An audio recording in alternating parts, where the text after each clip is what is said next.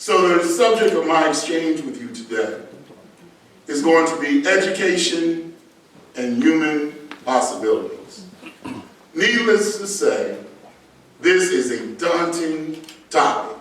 It speaks to the very idea of being human and the powers and capacities associated with that status.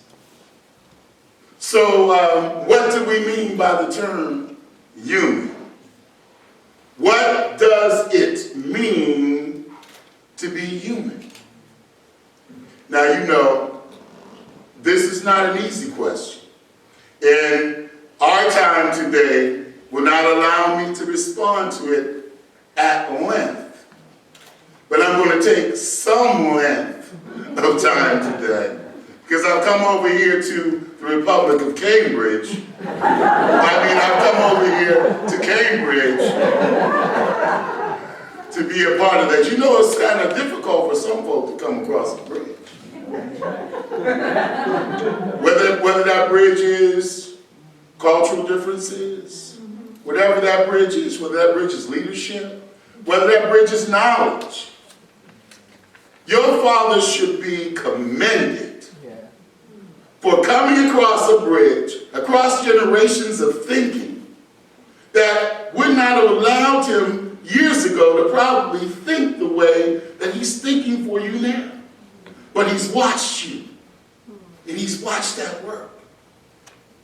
So while I teasingly say coming across the bridge is something that's kind of difficult, it's amazing when you cross that bridge and get to that other side and begin to see and look back at your work and make those connections. And so you have a blessing in front of you. Use it, run to it. So I will offer a skeletal outline today and then move on to the issue of possibilities, and then we can have a broader discussion. You know, we'll do questions and answers, and receptioning, and all those other kinds of things. Now, please don't go away from here and say that the Chancellor came over here and he was talking about a topic that was so just locked into some singular notion. This topic is not American. This topic is not Japanese or Mexican possibilities. Neither is it possibilities for males or females or rich or poor or middle-class people or untouchables, nor does it name Muslims or Jews or Buddhists or Christians or Hindus. The topic is education and human possibilities, meaning that it embraces all people in the world, including members of all the groups just referred to, and to all those who find identities under other markers such as ethnicity, language, race, and aboriginality. The topic, though difficult, is close to me because as a person, you know, just as the person whom this center is named, I am also a humanist. So I come from that tradition in responding to the issue of what it means to be human. And so it means, among other things, living as a being who is part of the universe of matter, what one might call the physiochemical objective reality of the cosmos. You know, when you come over here and you've been in the classroom a little bit, if you can't throw one of those terms out, it's... Now, you know, Keith would have said something a lot different than that. But since you invited the Chancellor today, every now and then I'll catch myself, but I have to at least act like we're in this big classroom that we're in today. So pardon me a little bit. So this idea of the physiochemical objective reality of the cosmos. Now, as part of the universe of matter, this being is linked to multiple activities. The motions, the communications, which take place between and among the many and other expressions of the cosmos. This being The human being has unique powers of, or potential for, consciousness, curiosity, and creativity, and can use those powers to discover insights into the activities of the cosmos, some of which may seem to represent only chance and contingency in a given generation, but may later be understood as formally ungrasped patterns or forms, even laws. The human is also spiritual, with each person value producing and enjoying some uniqueness.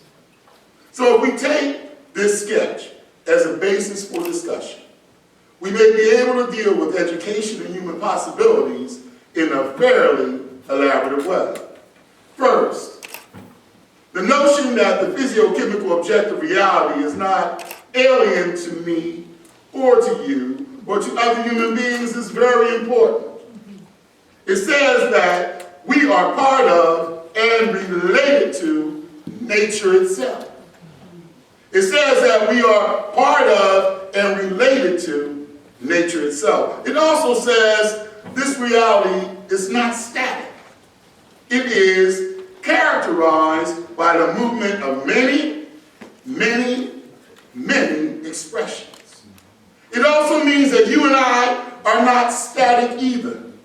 We are dynamic, evolving entities who cannot be fully defined. To be human means to be in transit, as the great teacher teaches us.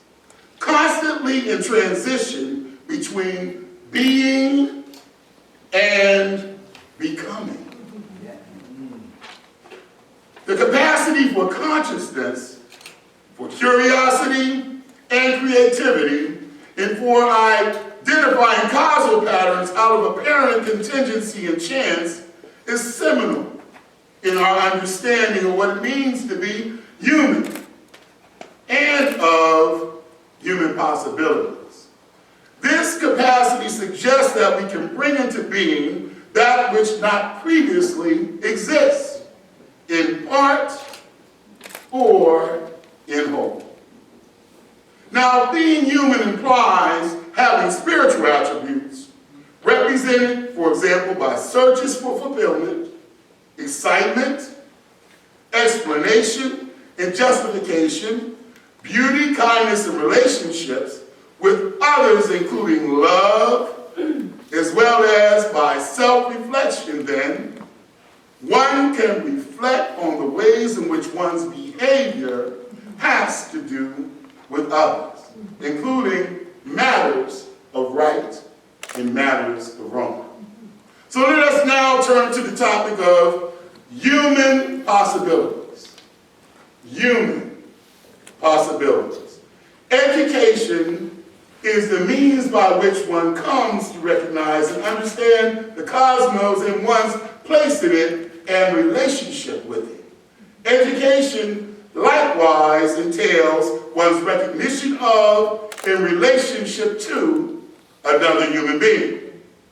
Since the capacity to understand is part of creatively grappling with what exists or may come to be, and the ability to find alignment with the dynamically interacting forces that make up and help to shape the cosmos knows no pre-sealing, one may say with ancient Greek,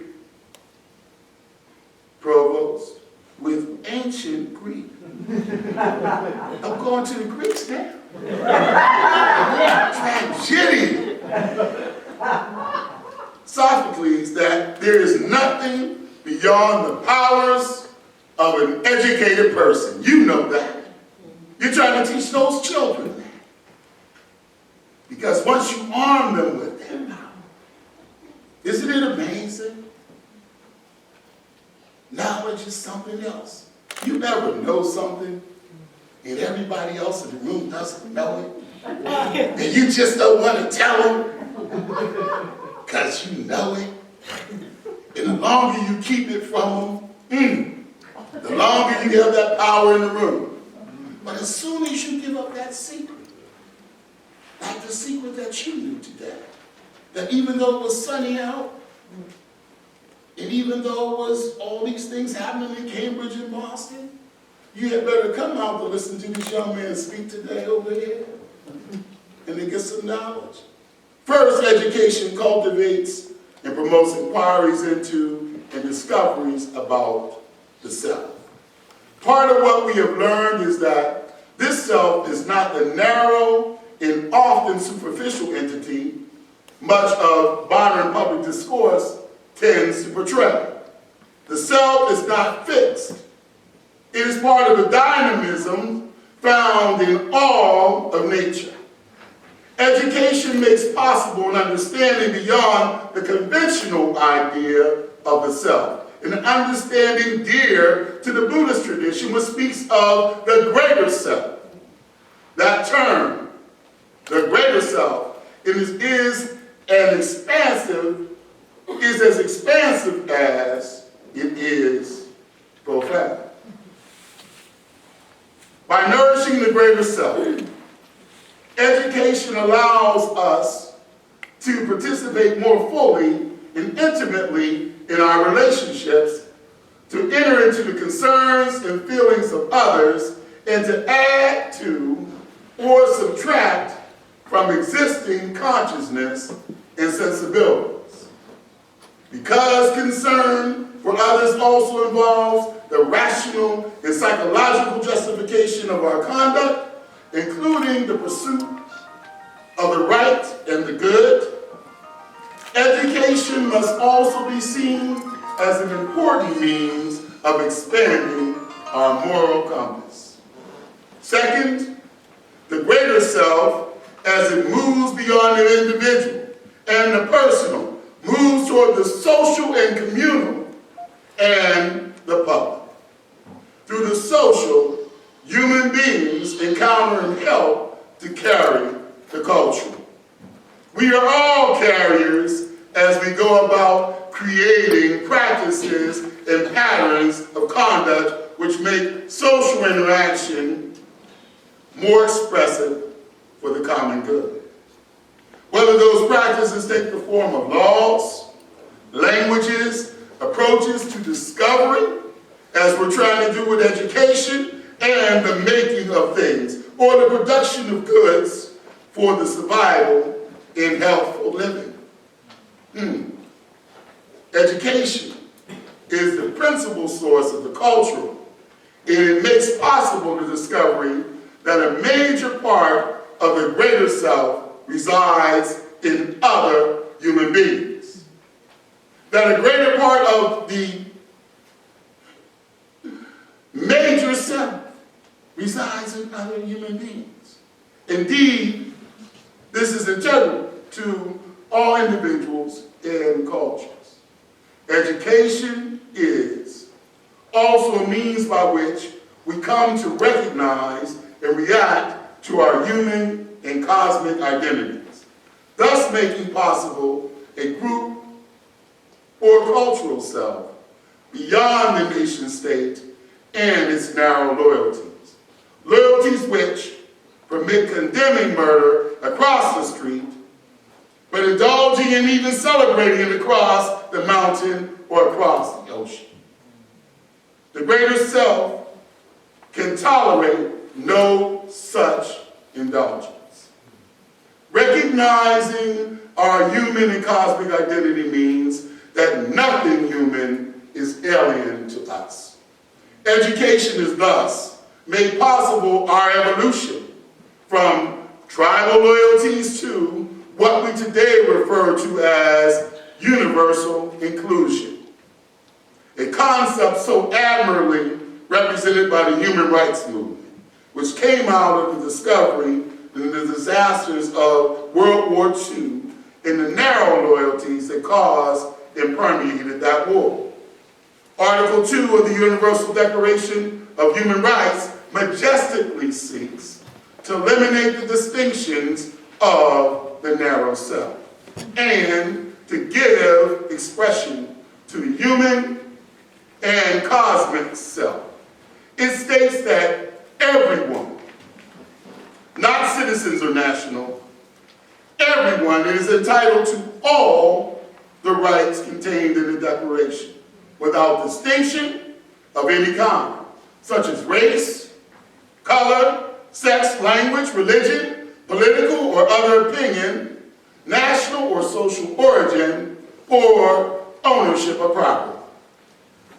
But we must remember that merely reciting rights without also cultivating the greater self will not bring into being the ends and values which recognition of the rights is intended to support. These ends include institutions and practice, expressing the inherent dignity and the equal and inalienable rights of all members of the human family. The values include awareness that human rights are the foundation of freedom, justice, and peace in the world.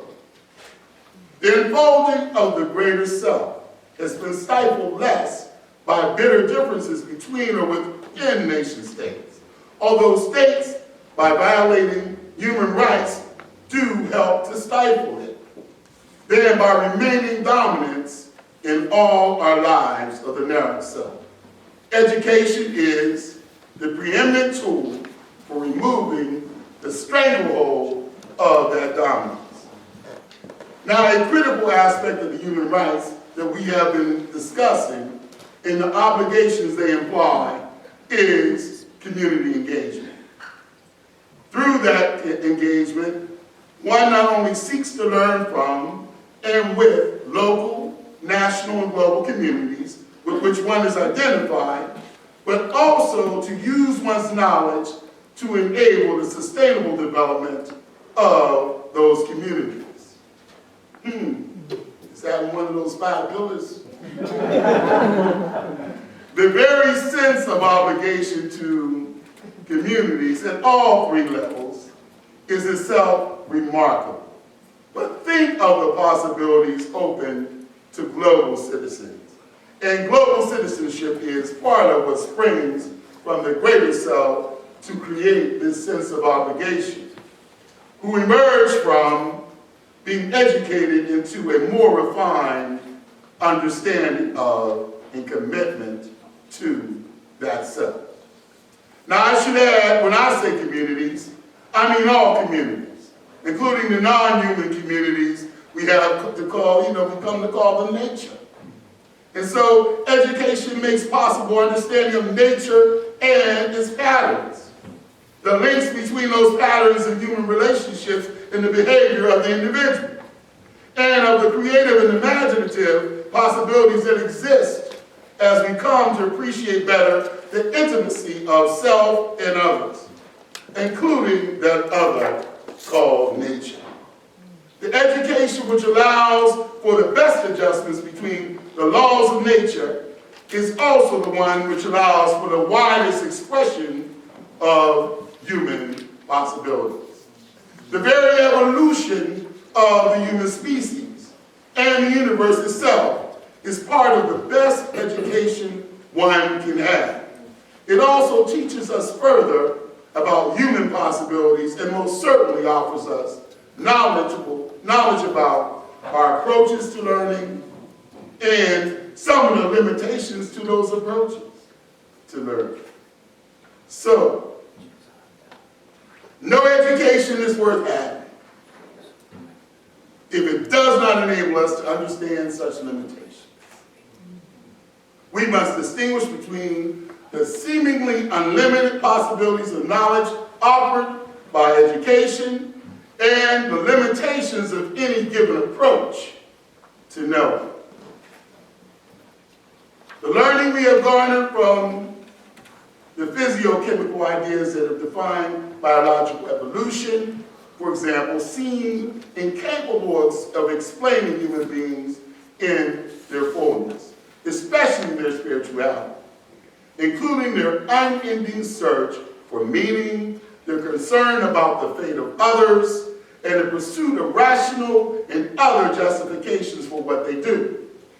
These limitations tell us, among other things, that our education should be intimately connected with an understanding of human spirituality. A central feature of human spirituality, as mentioned before, is ethics. Ethics include a focus on the production and distribution of knowledge for and to individuals and groups, regardless of gender and all those other things that I talk about, ethnic, racial, linguistic, national, political, social, or other status. But it also seeks to deal with our social and cultural developments as we struggle to do what is right and what is good, particularly for human communities. You must by now have noted that I have not touched on education for jobs or for sharpening actual or supposed talents. Haven't talked about it. Such education is important because it's part of how we prepare ourselves as humans to navigate and further understand the world in which we live and breathe and have our being. It's part of how we provide for and continually assess our physical, mental, social, and economic health. It's also part of developing our spiritual being. Having work that is creatively fulfilling, for instance, is important for our spiritual health. You're working good, you feel good. All those kinds of things. But securing jobs and sharpening talents are but instruments to other ends. They are subsidiary to the progressive disclosing of our full humanity and to the unfolding of our individual and collective human personality. Your great teacher, Dr. Ikeda, has taught us that we should view education as nothing less than the greater enterprise, quote, of steadily and securely passing on the fullness of humanity from the past to the future. Imagine what would happen to us as individuals and societies and the future generations if there were no more schools, or if schools existed only as seats of the utmost mediocrity. Education makes possible human continuity, renewal, and also human change. We are coming to a commencement on my campus. I love it. Did you come to commencement last year? You should have, because you would have had a ball. It's one of the ceremonies I love during the academic year. And our many new graduates will prove to be the cultural genes of our future. Education is also the source of transformation. My university is what I call a research university, meaning, among other things, that its central focus is on the production of new knowledge, not merely the diffusion of existing knowledge. The possibility of new knowledge sort of makes me smile. It pumps me up. It makes me run to work every day. It means that our future does not have to be an indefinite extension of our frightening and destructive present. There's something just might change. So I get up in the morning, no matter how I was feeling yesterday, when you're blessed with that new day, I run down the street. No, I get in the car and then bring it. But once I get there, then I think about jumping over that threshold into a new day and into a new opportunity to learn from and give to. It's an amazing thing. And so the possibility of new knowledge means that we don't have to be so frightened. We can get up and do something about it. Imagine what it would be if the schools were to begin devoting themselves to the progressive disclosure in each individual of the greater self. Something that you're trying to do, young man. So when someone tells you that you're knocking on the wrong door, smile at them. Keep on knocking. Because you've been armed with information and knowledge. Don't keep it to yourself like that situation I described earlier. Share it like you shared it today. And keep moving.